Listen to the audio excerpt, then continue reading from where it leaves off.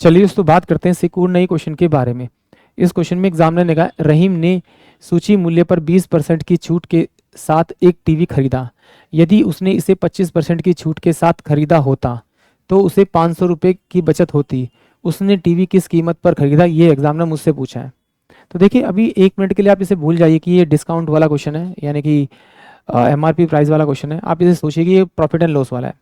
अगर ये profit and loss वाला क्वेश्चन होता तो इस क्वेश्चन में इस तरह से स्टेटमेंट दी होती कि एक आर्टिकल को इतने प्रॉफिट बेचता है और इतने कम पे खरीदता है, फिर भी उसे 20 रुपये का या 30 रुपये का लाभ होता है, इस तरह से बोलता है। या बोलता एक को प्रॉफिट बेचा है और अगर उसे लॉस पे बेचता तो उसका अंतर इतना आता।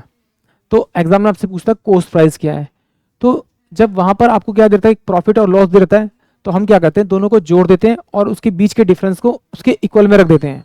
और जो जोड़ने में परसेंटेज है उस परसेंटेज को हमेशा 100% बनाते हैं।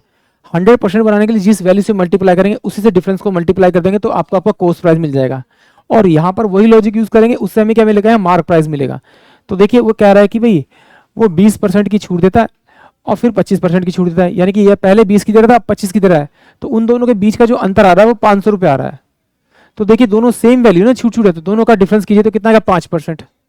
ये 5% जो है ये वैल्यू होगी इसके डिफरेंस की, यानी 500 रुपये की है।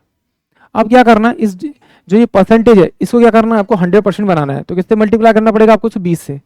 20 पंजे 100, तो 20 से इसे मल्टीप्लाई कर दिए। जैसे ही मल्टीप्लाई करेंगे तो ये कितना आ जाएगा आपका 10,000, और ये 10,000 क्या आएगा आपका मार्क प्राइस। बट वो कह रहा है कि उसे वो अमाउंट चाहिए जिसपे टीवी उसने खरीदा कितना था, 20% कम पे। तो इसका निकाल दीजिए 80%, यानी 20% निकाल के माइनस करेंगे, अच्छा 80% निकाल दीजिए तो रिमेनिंग वैल्यू आ जाएगी, यानी कि 8,000। यानी कि उसने खरीदा कितने में, उसे 8,000 में। यानी कि ऑप्शन जो डी होगा वो इस क्वेश्चन का करेक्ट आंसर होगा।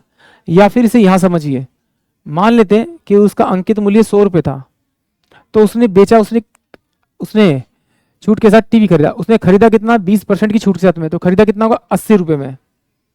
अगर वो यदि वो 25% की छूट पे खरीदता तो उसे कितना देना पड़ता, 75 रुपये।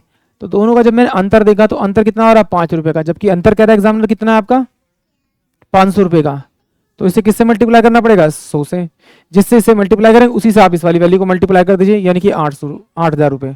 तो इसका जो विक्रय मूल्य होगा, यानी कि इतने अमाउंट पे उसने टीवी खरीदा होगा 8,000 रुपये, यानी कि ऑप्शन डी। आई होप आप सभी क्वेश्चन समझ में आया होगा।